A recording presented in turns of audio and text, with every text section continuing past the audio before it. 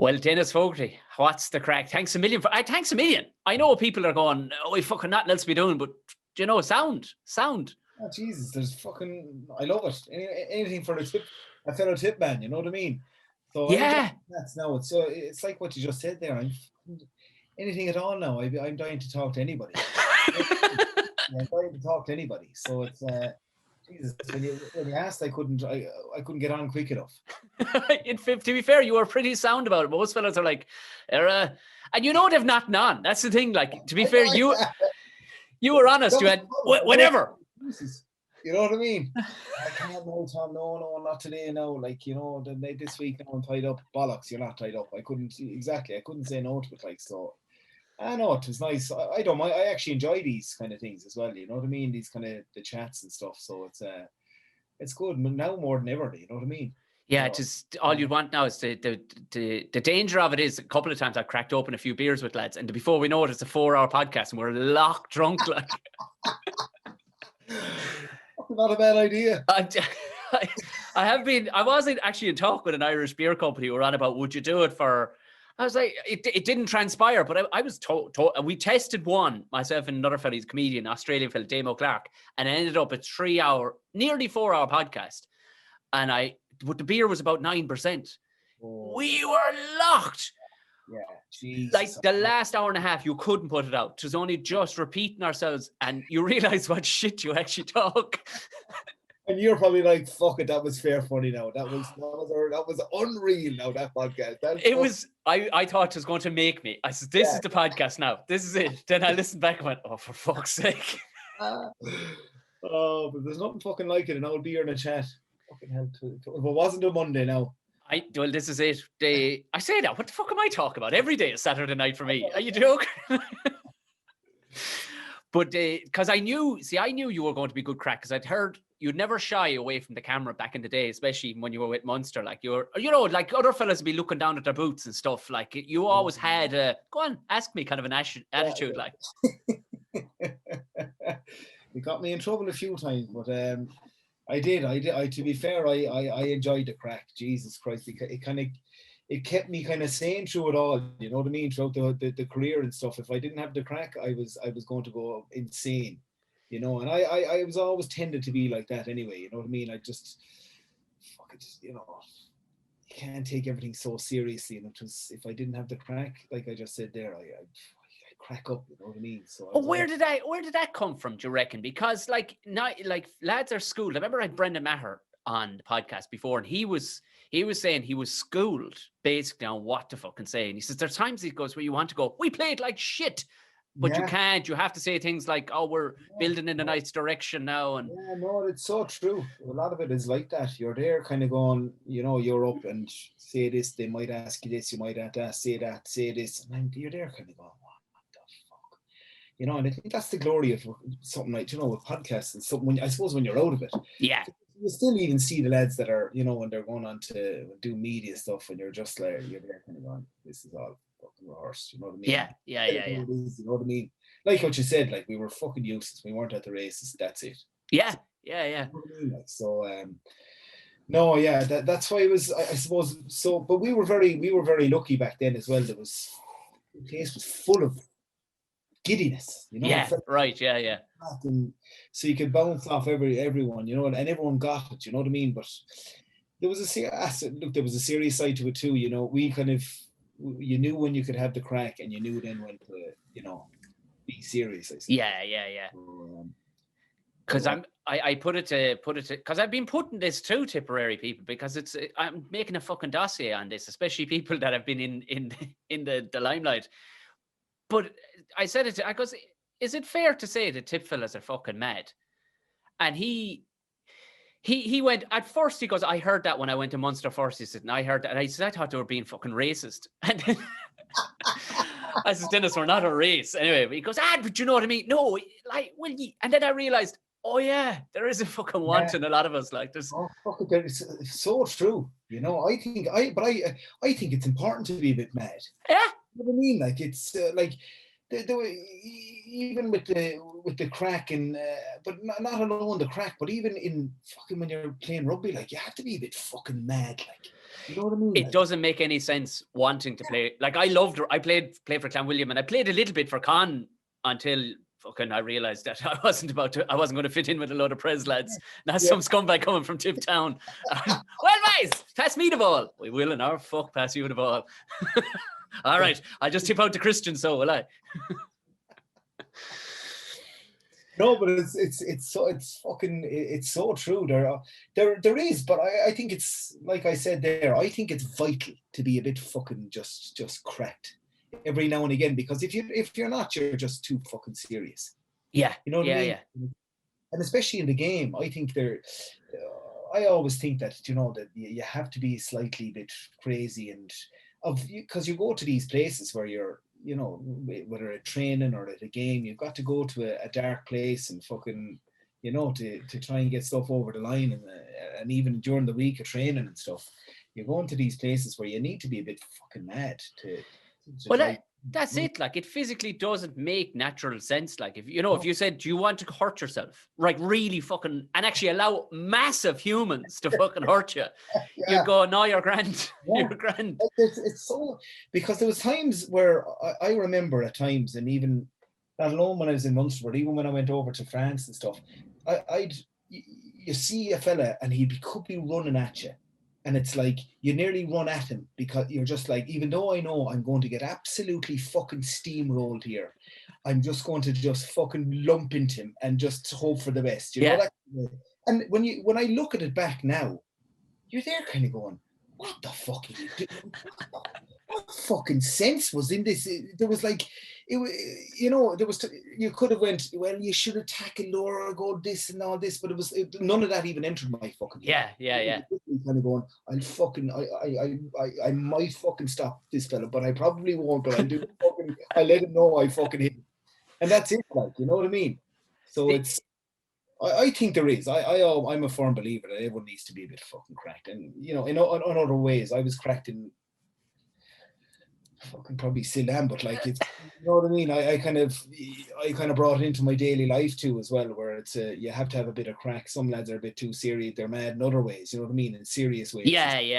All that kind of stuff. But I never I wasn't intelligent enough to do that. Well, I argued a point. That's what I was coming around to. I argued that point, like, that maybe you're a small bit too fucking smart, because not smart and too cute, but I mean too intelligent, because I think only a daft bastard would be able to live with that mundaneness.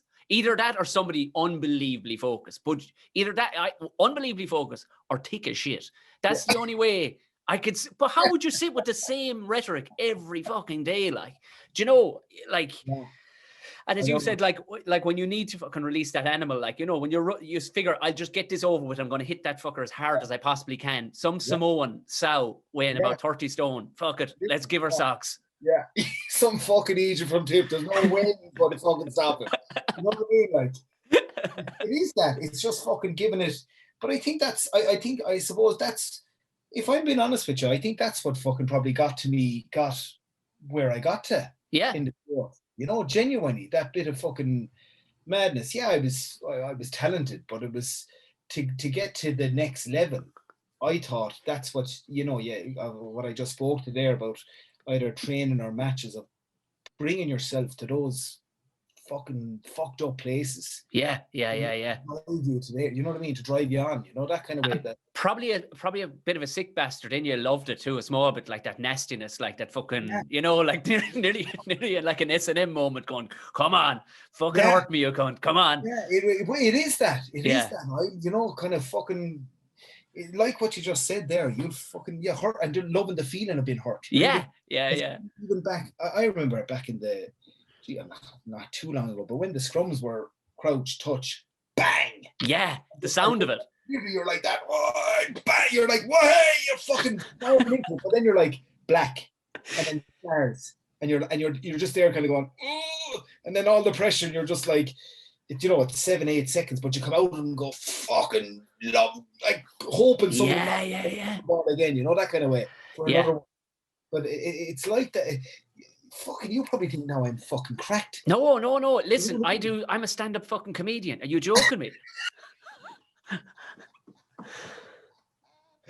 But people are like, this fuckers. Are you sure the lads weren't on the fucking piss before we started? Well, I think, honestly, I genuinely believe that there's fellas who, you know, get that, who are in the game, who kind of go on, they love that feeling, or they love. It's like fellas when you talk to the likes of the out halves and the tens in the international stuff, like craving, hoping they get an opportunity for a drop goal. Yeah. It's like, I remember talking to Rog years ago, and he was throwing that drop goal against fucking, I think it was Northampton. Yes. All those phases. And he literally was chatting to us there. That's unreal. He was there. I was hoping to God I get the opportunity. He said, that's all I was hoping for. It was just this, because he just wanted the fucking chance to do it. And it could have gone either fucking way. Yeah. You know what I mean? Like, because it was a fair distance. But it was like, he was craving that. It was all of his thought process was this: give me the fucking chance, give me the chance. And you're just fucking, obviously he's backed it up by his training and stuff and everything, but it's that mentality of fucking, you know, wanting, craving this moment.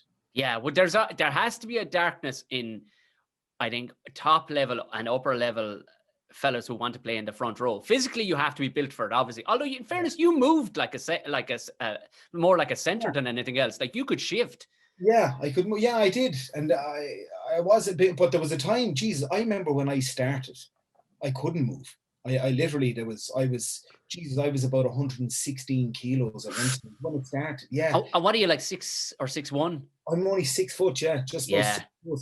So, but as the game changed and the way Munster played kind of changed, and you just couldn't maintain that. So I got back down to like 106, where it's about 10 kilos lighter. But we were all, and that's where I was obviously most comfortable, and that's where I kind of, the speed and the agility kind of came into my game then a bit more, but it kind of played into how we were playing as well. So but yeah, I wasn't always, you know, that big, because you couldn't maintain that, you know what I mean? You'd be useless out there. So, but like I was saying, I don't know, as I started to begin, I had, like I said, I knew you would be good crack because I'd heard you'd banter and stuff like that. But I had Bernard Jackman on the podcast one time, and he was saying afterwards, because Bernard got a nice little touch off doing my fucking podcast. It was before the last World Cup, and during the podcast, he was telling me how he studied Japanese, and he's from an agricultural background, and a big dairy/agri company who were setting up for the World Cup over in Japan messaged him and went, I heard you on Tom O'Mahony's podcast, didn't realize you were from an agricultural background and you spoke Japanese, would you? And he sent me, and I goes, I'll take 10%, no fucking bother. Like, but yeah. I don't know if he followed through. But in fairness, he gave me a kind of a heads up. He says, on lads, that'd be good. And he says, you need to talk to either one of the Fogarty brothers. He says, they're fucking cracked and they're right up your road. He says, because even I wasn't quick enough for you. He says, they are right up your fucking road. Yeah, no, there's fucking, yeah. No, I think that's where I get a lot of mine. John will be fairly witty now as well. We won't be in our right way, but Jesus, we're a dangerous combination when we get together and fucking a few drinks. I tell you that much. We're fucking, yeah.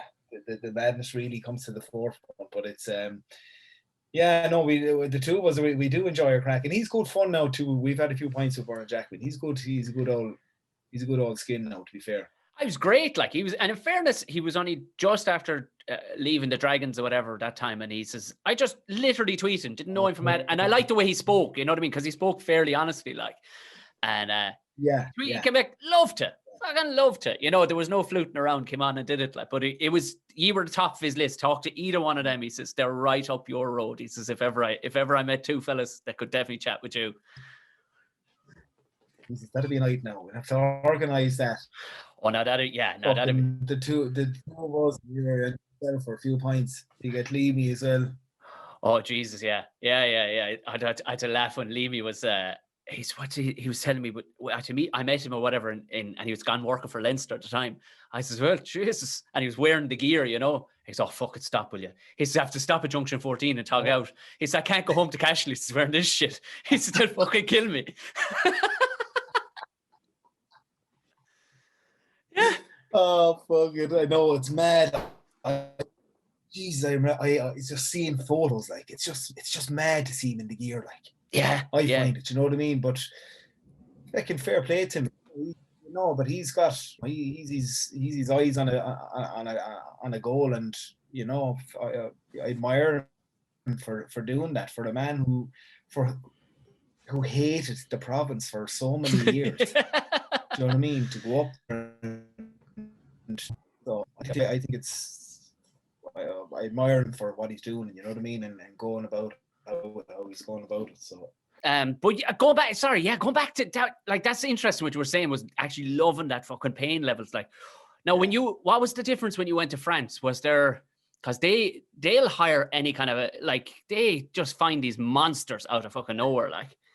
Yeah, Jesus, I'll never forget that. My first year was, it was an eye opener. Like I went from, I suppose, I went from when I was in Munster. I suppose my last year in Munster didn't get a huge amount of game time and stuff. Then going to my first year in France, where literally had 30 games that year. And Jesus, just fucking big men. It was a lot of forward play. It was like you're coming against these number 8s where they're just fucking 130 kegs, 40 kegs, and you're just like, fucking Jesus, am I expected to knock this fella? You know what I mean? For 80 minutes. Because in some cases, when they bring over a foreigner, you're like, you're not coming off. All right, just we're going to run you till the wheels fall off. Like, literally, yeah. It's like, we fucking got you over here. You know, enjoy the sun and the cheese. You know what I mean? You're fucking every Saturday, mate. You're in there for death. You know. So, and it was like that. I think I missed one game. So, and it was that was a tough year, because you're like that. You're dealing with Fijians, Samoans, Tongans, Georgians, fucking, you know, big Frenchies as well. Like, so yeah. And it was in the second, like, it was in the Pro D2, like, so the second tier, and it's just big, and it's not as open as the top 14. Right, yeah. More direct and forward orientated, and it's fucking hell. It took its toll on the body now, I must say. Not from not being used to it, you know, that kind of way. Yeah, of course. Jesus, like you said, you've gone from a season of struggling to get games, and then all of a sudden, get in there now. Get in there now and show us what you're worth. You came from there. You came from Munster. You fucking this and all that. And I'm there, hold on a fucking second now. You know, I've got I'm low mileage, but don't take the fucking piss. You know what I mean? So it's like it's their, you know, they very much do that. It's like they're like, we're fucking paying you. We got you over. You know, now you're staying, and it's away, home away, and it's because you know, you'd see it even in the top 14, especially back when I first went over, which is, Jesus, it's 8 years ago now.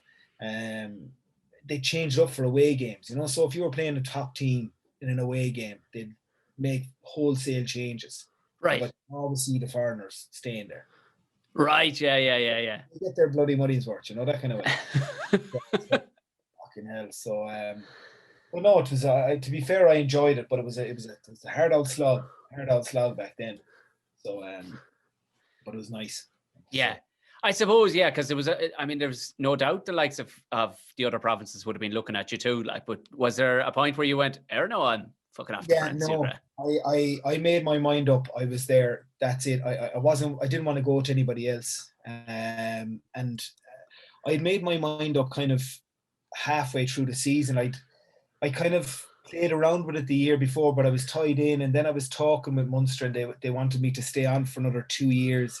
And it was just, I suppose, from the injuries as well, and then the lads kind of coming in, like the likes of, you know, Varls and Sherry doing well, and I was at a crossroads to kind of going, look, you know, I suppose more for me mentally was a break from it all. I think I was in it for so long. I was there for like 9 years. I think I was there for 9 years, or no, yeah, 8 or 9 years, I think. So it was quite a long time I was there for, and it was full of kind of ups and downs, and it was getting to a stage where I was there, am I really enjoying this? And then how can I get back to my best? Yeah, you know? yeah.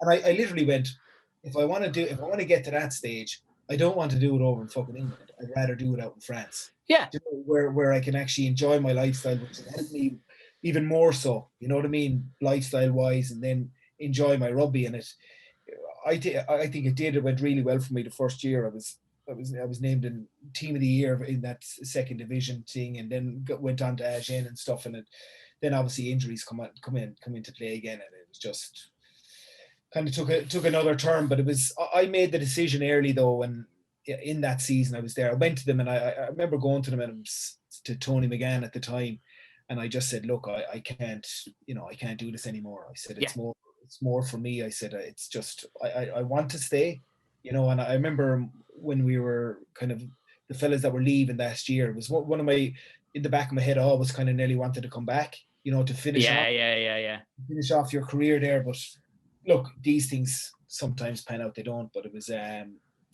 was tough leaving. It wasn't hard. It wasn't an easy decision now, I must say. Well, yeah, I mean, you've been institutionalized, and you would have supported Munster, and all of a sudden they're going, it's everything you know and love, and then all of a sudden it's out to fuck, and you're a bag of meat, as you said, when you get out to France. They're going, get out to fuck, up it on your boots, and it's so much, and it's so true. I was getting to the stage, and I know some other fellas were talking about getting to the stage of nearly disliking it. Yeah. Because, you're at a crossroads, not to no one's fault, or not to the province's fault. Yeah. I was getting to that stage where you're there kind of going, fuck them, that kind of way. And I hated it.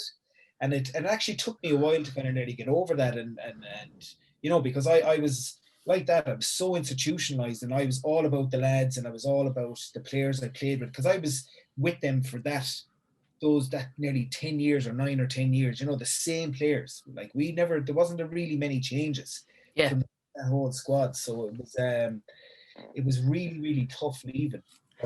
That's interesting you say that you hated the fact that you hated that moment. Like, it's the two sides of your brain. One is feeling betrayed. The other side is going, no, you're not betrayed, motherfucker. You're at a crossroads, know?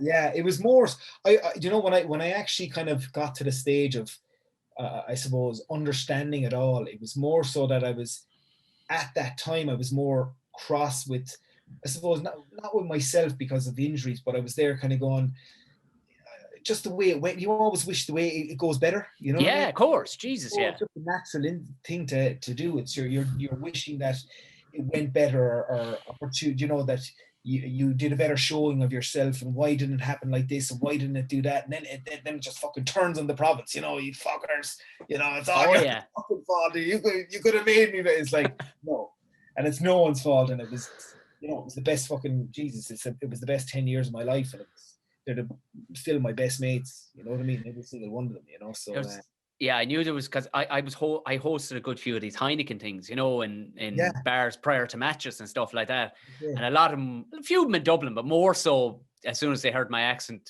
the crowd, the PR company started going, oh, we might send him south. We might send him down to the south. There's no fucking way this guy is going to be doing it now for the next couple of years. Absolutely fucking not. I took the piss because I played it in a TV show called Damo and Ivor. I played a character called Tarquin. Yeah. And and still to this day, people would shout at me, and then they hear my actual accent, they go, oh, Jesus. Oh. It's beautiful. You go, what? Whale. And they go, are you not even from around? Not even from Leinster. So I did take the piss a couple of times. I know Reggie Corrigan was looking at me a few times. I was hosting in, I think, D2. I think we were up in some balcony. I was like, say Reg Moister, Reg Aruna. And he was like, is everything okay? I went, yeah, totally, yeah. And after that, they were like, send that cunt to Limerick or Cork, right? But it suited me much better anyway. So they'd paid the mileage, so it fucking suited me no end. But regardless of that, I still was, what the fuck do I care about fucking Leinster, ex-Leinster players? Like, but you're down, you're chatting with, like Miko, some crack. What's that now, Tom? Yeah. For the audio listeners there, that which is everybody. Dennis just managed. He's an unbelievably good impressionist. He just with his eyes, he just did Miko right there. He said to me one time, because he was who'd been Lamey had been on the podcast, and then we did a show. We did one of these shows, and he went, great crack at the podcast. Lamey with his giant hands. They're just giant. Everything. His hands are just giant. And And Miko piped up just before the gig, like he was like, "You did his podcast?" It's like, "Yeah, I did his podcast." And you could see him hurt. He was like, and in fairness, Lamey goes, "What the fuck would you have to say for yourself anyway?" I might want him on at some stage, man. Jesus. You won't. You won't. Believe me. But I knew, like, because there was always with the wildness, because Golov would do the odd one, like, and stuff like that. And you can pick up on the wildness of lads and the group, and they talked about the wildness.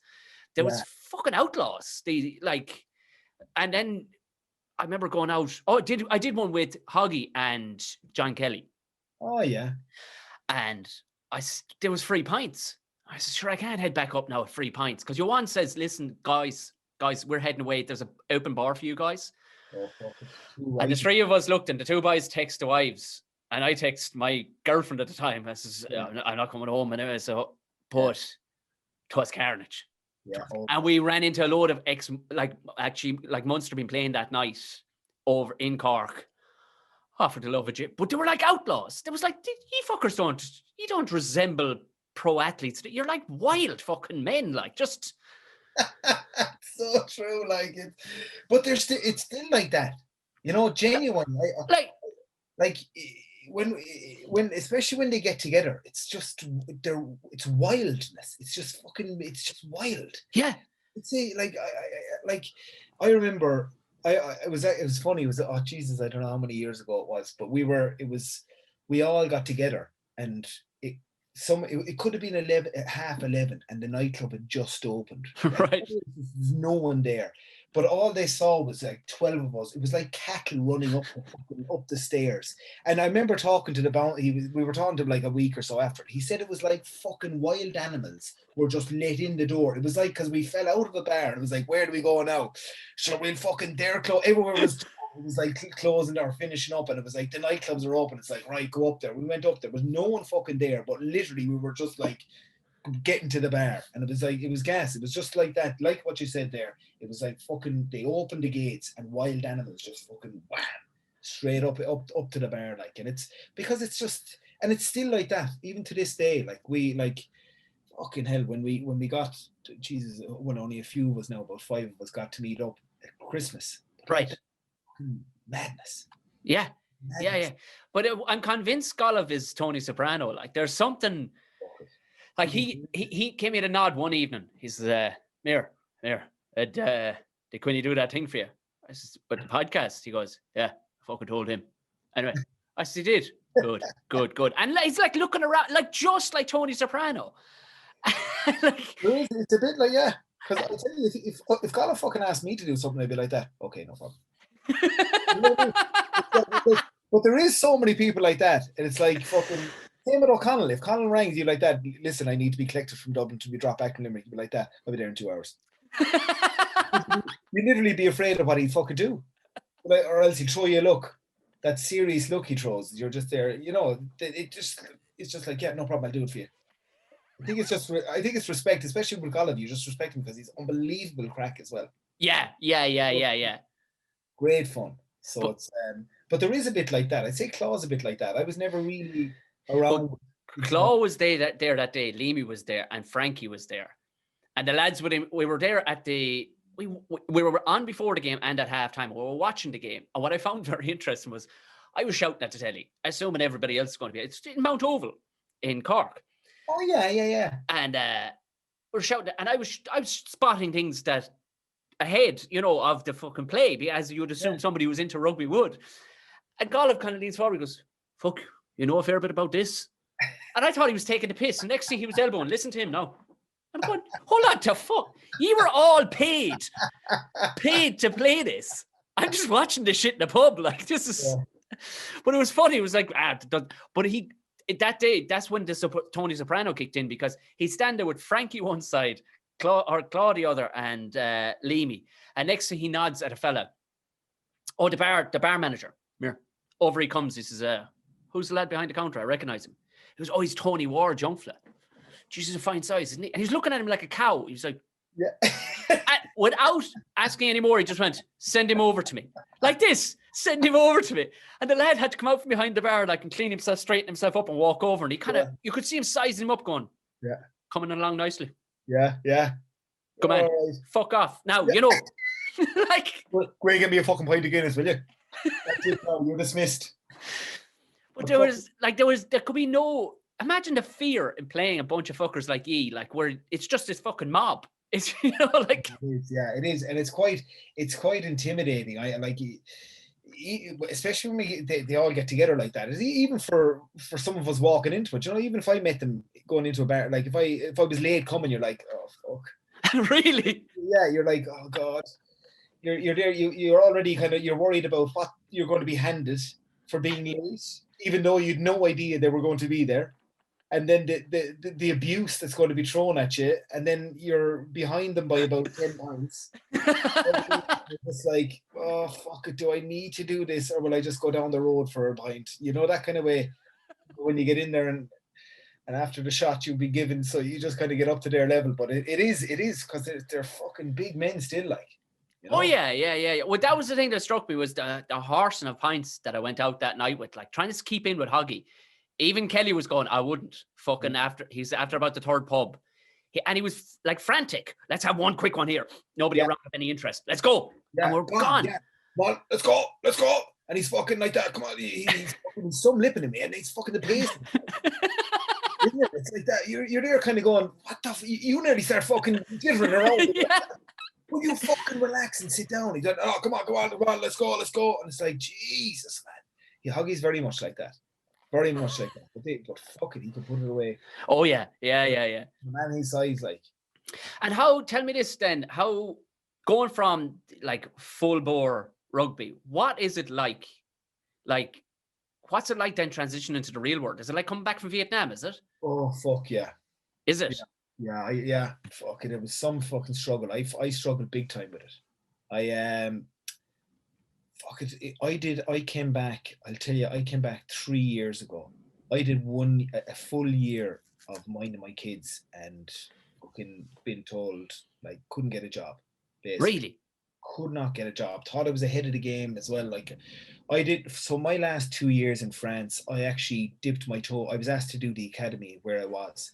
So I did it. I said, you know what? This is a good opportunity for me to test out if I wanted to get into the coaching. Yeah. After the 2 years, I just fucking hated it. It just consumed my life. Okay, yeah. Especially at that, kind of every day. It was like every single day. You know what I mean? Compared to, say, the club, what I do up in Corkon, like that's brilliant. But like this, as a full-time job, I didn't like it at all. It just consumed me. So I came home. So 6 months before I was coming home, I throw out you throw out the CVs and you go and you're meeting people and doing this, that, and the other, telling them what you want or telling them what kind of jobs you'd like and all this kind of stuff. So I was flying back from France to meet people. Yeah. Just sit down with them. Like, for example, sit down with you. Yeah, look, I'd like to get into this, and you might say, yeah, well, I know this guy. You might sit down with them. So I did that, and then I did a full year of doing it, and was just getting fucking no experience. I was just like, look, I remember going into one interview, and I was just at this stage, I was just so fucking pissed off. Yeah. And I'd say the uncle had me up for, I'd say I got 3 hours fucking sleep that night as well. And I was just like, you know what now? I fucking had it. And I just went to him.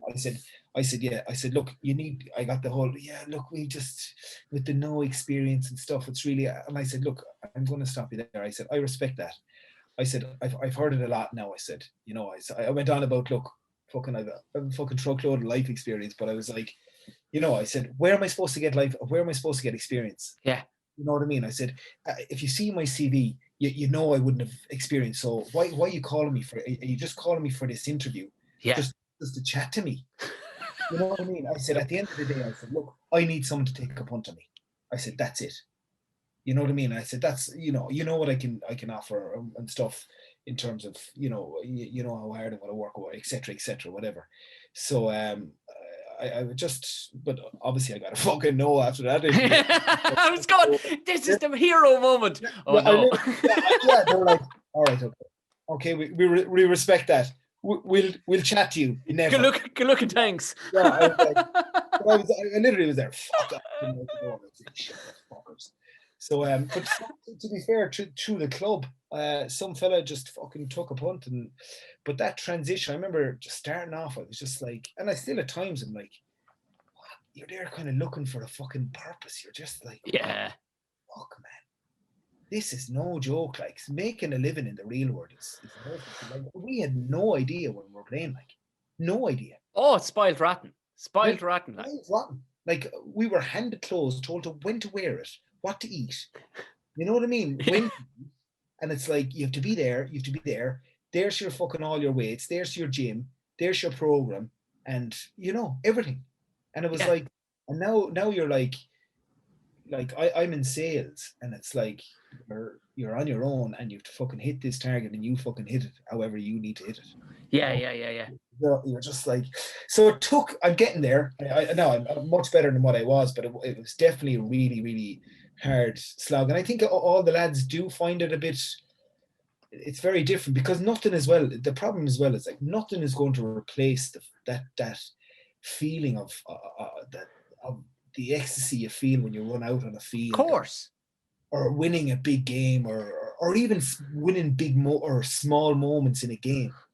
Like that smash in a scrum where you destroy somebody. Like those things. Like you can never get that. I'm still trying to. I'm like, what the fuck? But you can't. I can never replace it. Might I suggest, because I heard you on the boys, because we've had a good chat, but I heard you on Potholes and Penguins, and I went, that's what Birch was talking about. This fucker has comedy. There's certain things you can't teach in comedy. You can't teach the timing and the descriptive things that people lay up for. There's 3 stages to every joke, and there's 3 descriptions. You hit all these markers. Has that fucker done stand up? I'm listening to going. And I went back. I went, has that fucker done stand-up? Did he do a stand-up course or something? No, I fucking did not. But I there was times where I thought, well, 6 pints deep, I'm like that. Yeah. Like I said in that podcast, and they're like, I'd be doing fucking our coaches in Munster. I'd be fucking mimicking fucking Declan Kidney after an You did a very good Declan Kidney one now, in fairness. Like, fuck. But after then you wake up the following morning, I'm like, oh, fuck. Fucking Egypt, man. There was fucking, because I'd say people were like, this guy is hilarious, but he's fucking dead in the morning. That kind of way. It's like, but I think that was my escape as well, though. You know what I mean? I loved do you know what as well? Where we, like, in Munster, you had to be like that. Yeah. You had to be able for it. And, like, to be fair, I met Decky since I've retired, and he loved it. He's did he? I did, and even Tony McGann, like, I remember, this is a true story. Like, I remember I had a very, very good relationship with him, and I really respected him because he had dropped me, he'd played me, started me, he did it all. Like, so even coming to my last year and a half or something, when he was dropping me, I went to his office, right, and in big bold writing, I wrote, and I sellotaped it right onto his desk. And I wrote, "You're a CUNT." Like, literally onto his desk. And I waited around. I took a photo of it like this, and I waited around for him to come into his office. The head coach. And, like, you the fuck did this. I'm outside there rolling, laughing. You know what I mean? But we had that. Because I knew he got it. Yeah. I knew, like, we had that. But that was the thing, and it was throughout the whole squad, because if you didn't fucking like it and you didn't take it, you were hammered it. Do you know that kind of, if you're slagging... there was nobody going to go easy on you. And they're not able for it, that's when they get the worst off. You know, if they're slagging him about, do you know what I mean? Or look at the size here, or whatever, and he's like that, oh, fuck off. You're like, now you're getting it for the next 6 months, you know what I mean? Because you're not able for it. But if you kind of laugh it off and you get it, it's brilliant. The lads and stuff. But yeah, I think that's why it was so important. I think that's why I kind of just, because it's so intense. Yeah. Like, it's like you're institutionalized, you're in a massive bubble, and it's hugely intense. And I remember, going back to just before I left, those last 2-3 years, that's when social media started. Yeah. And it was just like everyone had a fucking pick, and then Munster weren't going well at the time. When fucking Leinster beat them in the semi-final, and it was just like, I was now kind of going, oh my god, people now have fucking opinions. Yeah, people are fucking not afraid to say it, and I was just like, what the fuck? That's what you can only, that transition period of social media coming on board, because you came from, you know, the relative old school where things were good and fun, but it was contained. Then all of a sudden, like you said, every fucker talking about. Now, these days you just want to live in a cave and then step out of said cave, train, and go back into the fucking cave again. Yeah, literally, and that's what it nearly came to. I remember, genuinely, I remember if a game didn't go well, I'd be afraid to walk out my door. Stop. Somebody, I'd be just like, you'd have some prick kind of going, what the fuck are you doing last night?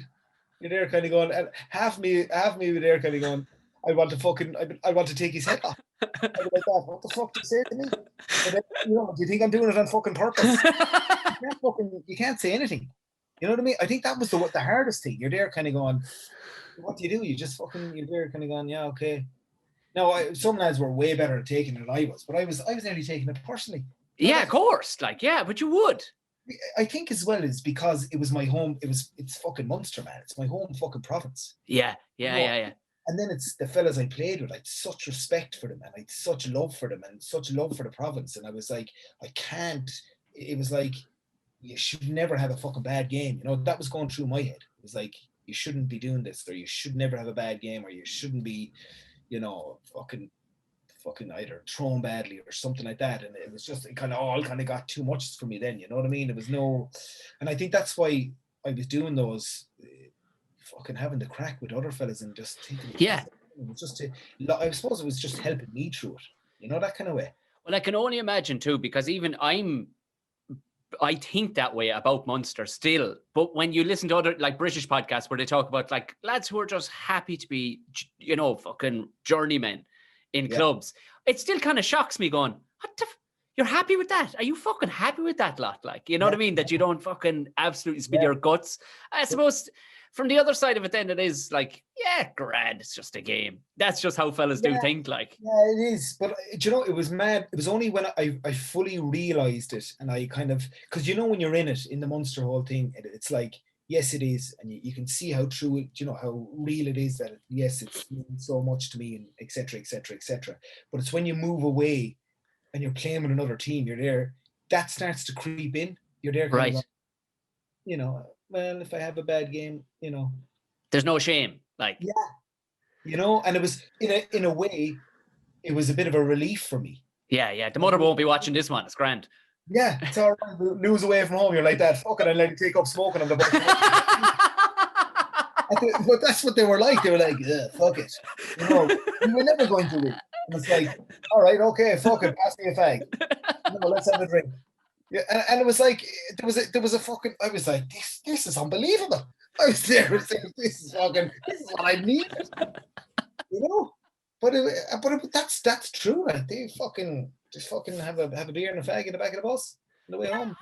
I thought that was only a myth, and Birch fucking said the same thing. Goes, he says, and think I'd stop him? He says, oh fuck no. Fucking no. Like yeah. Because that was his notion. He said at first day of coaching this crowd, who was he coaching? Some fucking mountain men, he was saying. Grenoble. He said they were mighty crack. He said, but fucking pure mountainy bastards. He says all he wanted to do was maul to the fucking cow sheds, like. Yeah. But he fucking wanted to, like, during training, somebody set up a fucking buffet table with a drop of wine and packs of fags. Yeah. And lads were smoking during training. And he went, oh man, the fuck. That's so true. Even in Agen, I was there, and there was, I swear down before our pitch sessions, some 6 of the lads would be out having a fag with me. I was like kind of going, what the fuck? You know?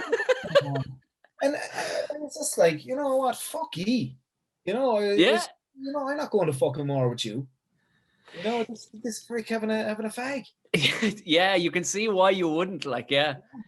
So, but it was just, but it's so true. You never changed them. But they were like, "What do you mean? What's wrong with it? I have a coffee and a fag before every fucking session."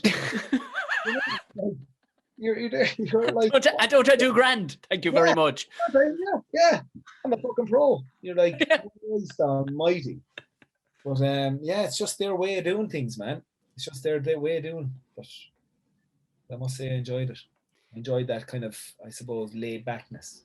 Have you taken up any hobbies since though? Because you sound like you'd fucking lash the arse off of something if you went at it. Like, you know what I mean? You'd be fucking obsessive about it. Like, because I've turned to a complete freak for barbecuing. Like, long smoke. Oh, and like I'm about to start a fucking yoke where I'm actually teaching people live to teach people. I'm building a yoke out the back with pallets and everything. Now I have a decent barbecue set up, but I'll be teaching companies live teaching fucking people how to cook a steak.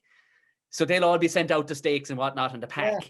And another comedian, he'll be in his place in Dublin teaching how to do the salads and all that kind of shit. And then I'll be teaching him. But yeah, I've turned into a complete freak when it comes to fucking barbecuing and shit. Like I haven't really. I've gotten into like I'm a bit like that with coffee. I love kind of a night, you know. I have a coffee, you know, and I'm very particular about my coffee. Same with wine, but that's from France. I love different types of wine, and I got into the wine very much so in France. And I'm the same now with different IPAs and beers. Oh yeah, lovely. Yeah. Very smart when you were saying that. My wife got me for Christmas one of these fucking literally just a massive case of different fucking beers. 30 something beers, and I literally took photos and tasted them. I remember sending them on to John so I'd have about 7. I'd have 7 of them, and I go through like the taste and all this kind of, because he enjoys it too. So I kind of got into that a small bit, but like it's more so for a bit of fun in the evening time. But I'm a bit like I find it with my work. I'm like, since I'm now in it, it's just this my mentality again. It's like I'm there kind of going, I don't know what it is. It's like it's the same as what I had in rugby. It's like no one fucking expects me to do well at this. Yeah, the dog comes out like, yeah. And some fucking Cashel. Every fucking prick in Cork doesn't expect me to be good at this. And I'm just, you know what I mean? And I have that mindset. Oh, I know exactly what you're talking about, yeah. You know? And I was like, you're there kind of looking at them all. And I'm looking around the room, and I go into the room, and I'm like, you fucking no idea. I'm coming at you, you know, that kind of way. Like literally, and they're probably looking at me kind of going, this fucking idiot. You know, has no fucking degree, nothing. Like, and he thinks he's going to fucking, but I'm like, yeah, well, we'll fucking see, you know. And I just think it's that I'm a bit like that at work, and now my kind of new trying to build a career for myself. So I'm like, everything goes back to rugby. Yeah. And it's like, right, I'm now in the academy. How hard are you gonna, you know? And that's where my mindset is. So it's I'm a bit like that for my work, because now it's more important. Now I have 2 kids and a wife, so that's my focus. You know what I mean? And then my focus then is that super mindset of fucking trying to keep it around there. I know, yeah, but it's a thing you do have to like. Do you find yourself talking to yourself like going, get up to fuck now? There's almost you know, people, they joke about people fat shaming themselves to get themselves, you know, in shape. Get the fuck to the gym now. Yeah. I do the same thing going, you're a lazy cunt. Get fucking working now. Get working. That telly does not need to be watched. Get after it. Like, you know. Yeah, no, 100%. But it's fucking hard to keep at it. Oh, I like, even like fucking with the weight, like I fucking first lockdown, I was there, right, I need to fucking train because I gotta throw my fucking children into bed. Or, I was there, and I gotta go fucking mental. So I started fucking running, like, and I'm not fucking built for the road at all. Literally, I did 3 months of it, lost nearly 2 stone. My body started to ache, like literally my body started to break down. Doesn't hate running. Yeah, literally, I said, my body just crumbled. And I piled it all back on. I literally every fucking ounce of it, piled it all back on. But I'm like that now. It was only yesterday I was there. You fucking pig. I got up on the scales, I was there. You're on fucking 111 again. What are you doing? You know what I mean? Seriously, have you fucking no willpower? You know, you're all fucking talking about doing this, and you're fucking never doing. You're fucking lazy. You don't fucking run. You don't have to fucking run. You just have to watch what you're fucking eating. And but that's what I'm at the moment. Like it's a fucking, oh man, it's just but I do have those moments where you're just like, it's always like, you know, prove to, you know, it's always fucking. Yeah. Just that fucking mindset. I think there's a level of health in it too, because people talk about, you know, mindfulness and you should be a whoosha. I think there's a place for aggression too. Like, you know, sometimes to get yourself a kick in the hole, like, you know, and that competitive edge too. Like, I don't give one fuck what other big name comedians on the lineup with me. I'm going after his laughs. I don't give a fuck. And if I leave nothing in the room, I'll sit at the back with the promoter going, I told you shouldn't have put me on the same lineup as him. I've one coming up in 2 weeks time, and I'm gonna crush so fucking hard. It's not even fucking funny, like, because but you just have to go at it like a bull at a fucking gate, don't you? Yeah, no, it is. Like I even do, even with small fucking things. I now every weekend I go into the sea. I get into the water every fucking weekend since Christmas. I used to do it very in and out kind of before Christmas. Since Christmas, then I get in every Saturday or Sunday into this, and I'm like that going in there, like, don't fucking squeal or go fucking roar. I'm like that. Don't this literally while I'm walking in, I'm like, this is a fucking challenge here. You're fucking, you know. But after I'm like, what the fuck? Are you fucking nuts, man? No, I'm literally arguing with myself going into the sea. Kind of, are you gonna fucking scream, or are you just gonna breathe through this? This is a fucking challenge. You know, that kind of way. I'm there kind of going, you come out of it, and I feel like $1 million, but you're there kind of going, am I fucking like, is everyone fucking like thinking like me, or a lot of the people that listen to this podcast they're all a bit fucking warped in the head. I've weeded out all the weak ones over the last 3 years, so we've got nothing but fucking absolute psychos listening to this.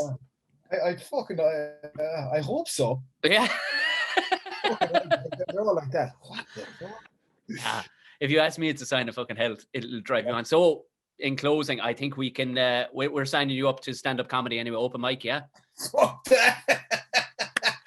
I'm telling you now. I'm telling you, you have the point. You hit the pointers, the right things. And if you want to find a release, Fucking hell. Try standing backstage in the Opera House in a full house, and it's only you and a 30-foot walk to a fucking microphone.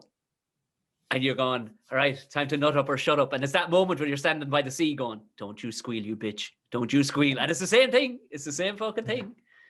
But when you pull it off. Yes. Yeah, that's when because you know the payoff is there, like, but you would be questioning yourself going, I'm fucking wrong in the head for doing this shit. Like, so I don't know. I think we'd set you up, get you on an open mic down in Cork. I don't know about that now, Tom. Might be something to look towards. I'm going to send you on a couple of links, and I guarantee your brain will go, I could fucking do that. I guarantee I'll have you wired by the time everything opens back up again. Dennis Fogarty would be he'd be on stage down in Cork. Oh fuck! I can see your brain thinking about it now, going. And they're kind of going, don't fucking challenge me, Tom. Don't fucking do it to me. I'm a sickened fucker. Yeah. You'll be a sorry boy if I get on the scene. There's not enough fucking space for those tip lads now. So no. This is what's needed. We need more fucking psychopaths. People are getting frightened of me trying to eat the fucking microphone in front of them. Oh, fuck it. Dennis Fogarty, this has been a fucking tonic. Thank you very, very much. This has been a joy. No problem. I'm delighted to do it. I'm delighted.